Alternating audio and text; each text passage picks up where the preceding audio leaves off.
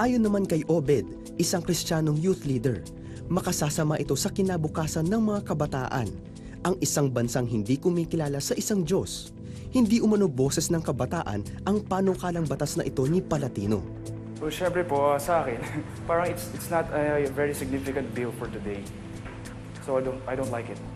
Kasi, yung mga kabataan po ngayon, marami po sa kanila ay naghahanap ng God sa kanilang buhay ng reason. So, simpleng prayer po, kapag tinanggal ito, baka it may distract them along the way.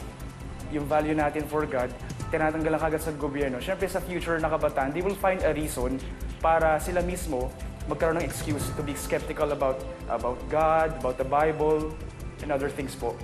But morals, wala namang napoprotesta ngayon eh. Saka wala namang nagrarally, nobody's getting angry about praying.